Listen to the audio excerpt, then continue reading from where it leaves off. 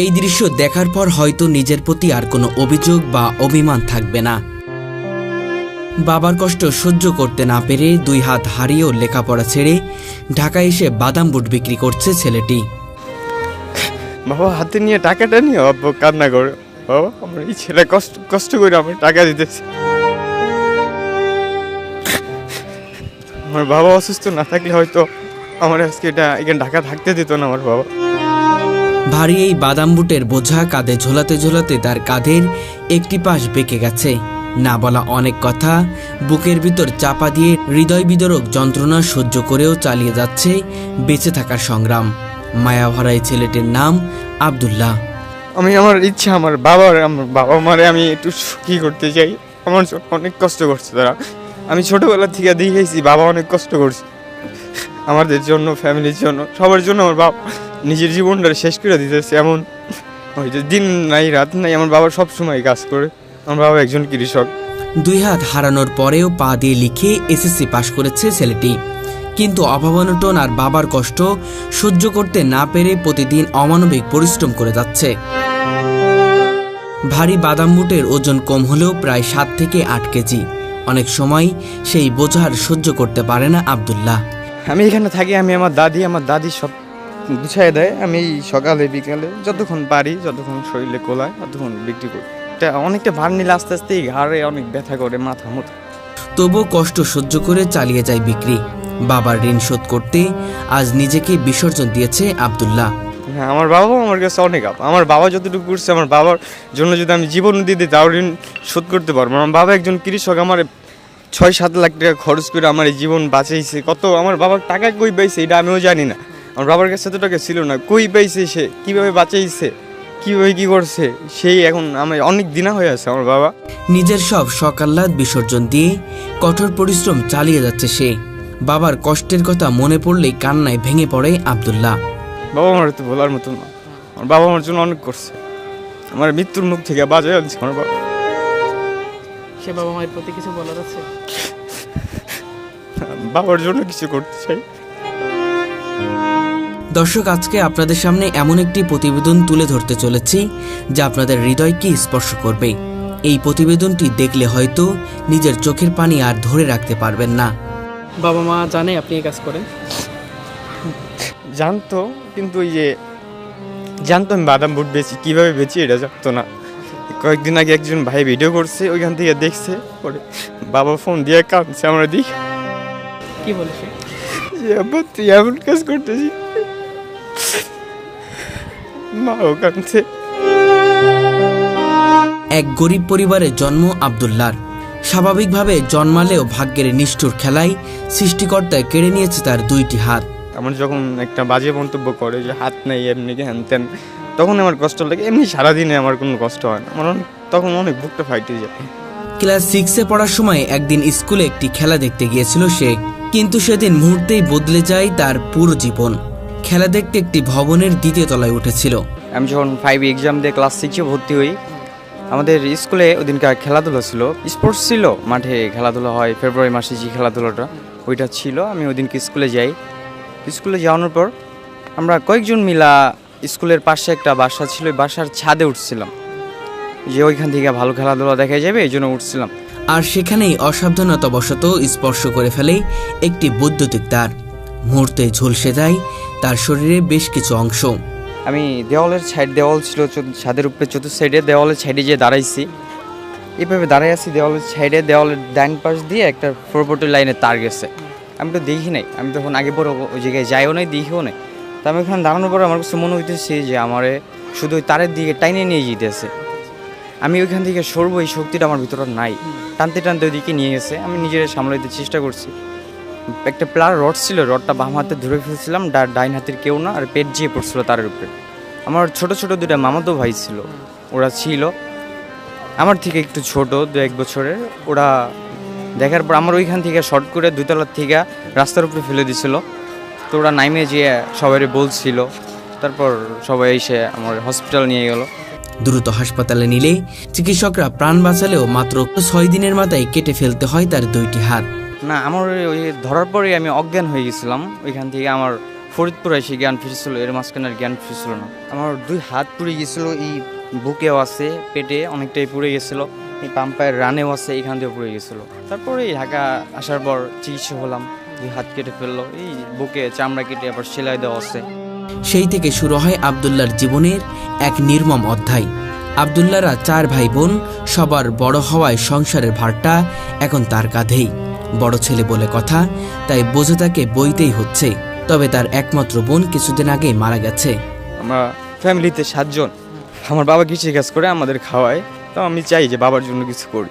মা বাবা ভাই বোন, বোন ছিল ছোট বোন মারা গেছে, আমরা 3 ভাই। এখন মা বাবা দাদু আমি, না আমি সবার বড়। সবার বড় মানে এখন সবার বড় যেহেতু সেই কারণে পরিবার হাল ধরতেছে এমন কিছু। জি, মনে করে এমনটাই। যদি বড় ভাইরা থাকতো তাহলে মনে হয় এই পরিস্থিতি আসা লাগতো না। আশা হয়তো আচ্ছা আচ্ছা, এখন নিরুপায় হয়ে এখানে আসছেন এমন কিছু। এইটাই বুঝতে। আচ্ছা আচ্ছা, তার বাবা ছিলেন দিনমজুর কৃষক। সন্তানকে বাঁচাতে তিনি নিজের সর্বস্ব বিক্রি করেছিলেন। তবুও ছেলেকে 2 হাতবিহীন অবস্থায় ফিরিয়ে নিতে হয়েছিল। না, অনেক চেষ্টা করে হয়েছে। আমার বাবা একজন কৃষক, তো আমার জন্য অনেক চেষ্টা করছে, অনেক টাকা আমার জন্য আমার বাঁচাইছে। আমার বাবা আমার বাঁচিয়ে ফিরে আনছে, আমার বাবা অনেক করে আমার বাঁচিয়েছে। আমার এরকম দিন গেছে, অনেক হসপিটাল থেকে অনেক মরে গেছে এরকম সংবাদ আইছে, সবাই কান্দাকাটি করছে। তবু আল্লাহ আমার ভিতরে আমার হায়াত দিচ্ছে, এই জন্য আমি আজকে বাইচে আছি, এখানটা আপনাদের সামনে দিয়ে আসি। কিন্তু এই অবস্থাতেও হাল ছাড়েনি আব্দুল্লাহ। পা দিয়ে লিখে পরীক্ষায় অংশ নিয়ে সে এসএসসি পাশ করে। আমার অ্যাক্সিডেন্টের 1 বছর পর আমি আমার স্কুলে ভর্তি হয়ে পড়াশোনা শুরু করি। করার পর এসএসসি এক্সাম দিয়ে পাশ করে এটা ফার্স্ট ইয়ারে ভর্তি হই, পরে ফাইনাল এক্সাম আর দেওয়া। পা দিয়ে লিখতাম, পা দিয়ে লিখছি সে এক্সাম, সব এক্সাম আমি পা দিয়ে লিখছি। স্কুলে থাকতেও আমি নিচে বিছাইয়া একটা চাদর বিছাইয়া চাদর উপরে বসে বসে পা দিয়ে লিখছি। আর এসএসসি এক্সামের সময় নিচের বেঞ্চে খাতা ধুইয়া নিচের বেঞ্চে বসেই লিখছি। তবে বাবার চোখে দুঃখ আর সংসারের অভাব দেখে একসময় পড়াশোনা ছেড়ে ঢাকায় চলে আসে আব্দুল্লাহ। এসএসসি পাস করার পর এটা ফার্স্ট ইয়ারে ভর্তি হলাম। ভর্তি হওয়ার পর কিছুটা কলেজে গেছি, কিছুদিন পরে আমি ঢাকায় আসলাম। এই যে ঢাকায় আইসা এই যে বাদাম বুট বিক্রি করা ধরলাম। ইন্টার ফার্স্ট ইয়ারে পড়াকালীন তার লেখাপড়ার ইতি ঘটে। ঢাকায় এসে দিনের পর দিন রাস্তায় ঘুরে কাটিয়েছে সে। কারো সাহায্য ছাড়া নিরাপদ আশ্রয় খুঁজে পাওয়া ছিল কঠিন। শেষমেশ বেছে নেয় বাদাম বুট বিক্রির পথ। আমি প্রথম যেদিনকে ঢাকায় আসার পর আমি 5 দিন পর্যন্ত এমনও দিন গেছে যে পথে পথে কাইন্দে বেড়াইছি। আমি কী করব, আমি মানুষের কাছে সাহায্য নিতে পারতাম না, মানে আমার মনে টানে না। তারপর আমি বাদাম বুট নিয়ে বেরোই। তার দাদি বাদাম বুট ভেজে প্যাকেট করে দেয়, আর আব্দুল্লাহ সেগুলো নিয়ে ছুটে বেড়ায় ঢাকার বিভিন্ন মার্কেট ও পার্কে। ঢাকা ইনকাম করার উদ্দেশ্যে আসা হয়েছে। প্রতিদিন কি পুরোপুরি বিক্রি হয়? থাকে কিছুটা, কোনো দিন হয়, কোনো দিন থাকে, সব দিন তো একও না, ব্যবসা থাকে, হয় আলহামদুলিল্লাহ। প্রতিদিন সকাল থেকে রাত পর্যন্ত বাদাম বুট বিক্রি করে যা আয় করে, খাওয়া দাওয়া বাসা ভাড়া বাদ দিয়ে বাকি টাকা বাবার কাছে পাঠিয়ে দেয়। হ্যাঁ, আমি যতটুকু এনে খাওয়া খরচ বাসা ভাড়া যায় অতটুকু আমি এখানে যতটা থাকে বাবার কাছে দেওয়ার চেষ্টা করি। প্রথমে তার বাবা জানতেন না ছেলে কিভাবে উপার্জন করছে, কিন্তু একদিন একটি ভিডিওতে বাদাম বুট বিক্রি করতে দেখে ভেঙে পড়েন তিনি। সন্তানের এমন কষ্ট সহ্য না করতে পেরে হাউমাউ করে কান্নায় ভেসে যান তিনি। বাবার অবস্থাও ভালো না, বাবার মাজার হাড় ক্ষয়, ঘাড়ের হাড় ক্ষয়, পেটের সমস্যা, কাজ করতে পারে না বেশি একটা। আব্দুল্লাহর জীবনে নেই গাড়ি বাড়ির স্বপ্ন, নেই বিলাসিতা। সে শুধু একটু স্বাভাবিকভাবে বাঁচতে চায়, পরিবারের মুখে হাসি ফোটাতে চায় এবং বড় হয়ে সমাজে কিছু করতে চায়। আমি চাই আমার সবাই মিলে যেন 3 বেলা খাইতে পারি আর যেন সুখে থাকতে পারি, এই জিনিসটা আমি চাই। প্রতিদিন শত শত মানুষের সামনে উচ্চারণ করে বাদাম বুট লাগবে, বাদাম বুট। অনেকে তার মায়াভরা মুখ দেখে কিনে নেয়, আবার কেউ ফিরিয়ে দেয়, এমনকি কটূক্তি করে অপমানিত করে। কিন্তু এসব উপেক্ষা করেই এগিয়ে চলে সে। এইটাই কষ্ট আমার সব থেকে এখন, যে মানুষ যখন আমার একটা কথা বলে তখন আমার অনেক কষ্ট লাগে। এই হাত নিয়ে মানে কিছু একটা বলে, এটা আমি বলতে চাই না, থাক। চাইলে ভিক্ষার তালা হাতে নিতে পারত আব্দুল্লাহ, কিন্তু আত্মসম্মান আর মর্যাদার কাছে মাথা নত করেনি কখনো। তার একটাই বিশ্বাস, নিজে কষ্ট করব, তবুও মানুষের কাছে হাত পাতব না। মানুষের কাছ থেকে সাহায্য নিতে অনেক আমার বুকের ভিতরে অনেক কেন যেন কষ্ট হয়, যে মানুষের কাছে বলবো যে আমরা একটু সাহায্য করেন, এই বিষয়টা ভাবতে গেলে আমার অনেকটা কষ্ট হয়। এই জন্য নিজেই পরিশ্রম করতেছি, নিজে যতটুকু হয় এতটুকু দিয়ে আলহামদুলিল্লাহ। দেখি আল্লাহ যদি কোনোদিন সফলতা লাগে।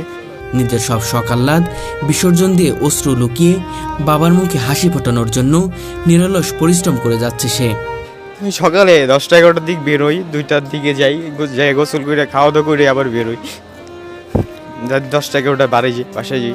তবুও তার ভেতরে এখন স্বপ্ন বেঁচে আছে, সুযোগ হলে আবারও পড়াশোনা শুরু করতে চাই, প্রমাণ করতে চাই মানুষ ইচ্ছা করলে সবই সম্ভব।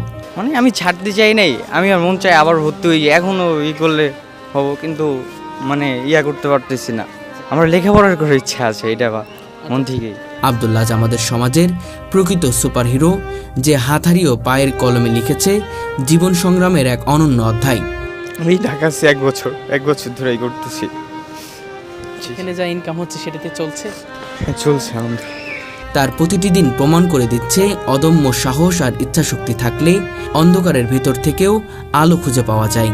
তো আমার দেশের বাড়ি গোপালগঞ্জ জেলা মুকসিদপুর থানা। আগে মুকসিদপুর হসপিটাল নিয়ে আসছে, ওইখান থেকে ফরিদপুর থেকে ঢাকা নিয়ে আসছিল। ঢাকা এসে চিকিৎসা হয়ে হাত কেটে ফেলানো লাগছে। তখন এটা 8 বছর আগের কথা। করছিলাম অ্যাক্সিডেন্ট হওয়ার পর বাসায় আছি, বাসায় এসে 1 বছর মাদ্রাসা ভর্তি হয়েছিলাম। ওইখান থেকে আমি মাদ্রাসায় পড়াকালীন পা দিয়ে লেখার ট্রাই করি। পা দিয়ে লেখার পর আমি ইজিভাবেই লিখতে পারি। পরে আমার স্কুল থেকে আমি অ্যাক্সিডেন্ট করি, স্কুলতে 2টা ছাড় আসছিল। ছাড় আসার পর আমার লেখা দেখা সেই ছাড়াই বলছিল ওরা আবার স্কুলে ভর্তি করে দেন। স্কুলে ভর্তি হই, পরে আমার পড়াশোনা করি, ক্লাস 8 যে ভর্তি হওয়ার পর এটা ফার্স্ট ইয়ারে ভর্তি হওয়ার পর আর ফাইনাল এক্সাম দেওয়া হয় নাই। এসএসসি পরীক্ষায় কি আপনি তাহলে পা দিয়ে লিখেছিলেন? হ্যাঁ, পা দিয়েই লিখছিলাম। তাহলে তো আপনি এসএসসি পাশ করে ফেলছেন। জি আমি তাহলে পা দিয়ে লিখে এসএসসি পাশ করলেন, পাশ করার পরে ইন্টারে যে আসলে কেন থেমে গেলেন? আসছি এখান থেকে আর যাওয়া হয় নাই, আচ্ছা আচ্ছা। এখান থেকে যাওয়া হয় নাই। আর আমি কিছুটা আমি কাজ করি, আমার যতটুকু হয় নিজে খাওয়া দাওয়া করি, যতটুকু পারি বাসায় বাবারে দিই। বাবার অবস্থা অনেক সমস্যা। আচ্ছা আচ্ছা। অর্থনৈতিক কারণেই কি তাহলে লেখাপড়া থেমে গেল? হ্যাঁ, এটাই বলতে পারি। কত সালে এসএসসি পাশ করে ইন্টার ভর্তি? 24 সালে। 24 সালে। তাহলে তো বেশি দিন হয়নি। 1 বছর যাবত মানে কি লেখাপড়া ছেড়েছেন নাকি? হ্যাঁ, 1 বছর। না ভাগ্যে ছিল হয়েছে। এটা থাকে তো, অনেক মানুষের থাকে। কিন্তু এখন যে স্বপ্নটা তো আল্লাহ ভাগ্যে রাখলে হবে, এরকম করতেছি দিয়ে আল্লাহ কি কপালে রাখছি। এই বাদাম বুটি আপাতত বিক্রি করি, একদম চাল ভাজা বাদাম বুট ছোল, তারপর সিমের বীজ অনেকটাই বিক্রি করতাম।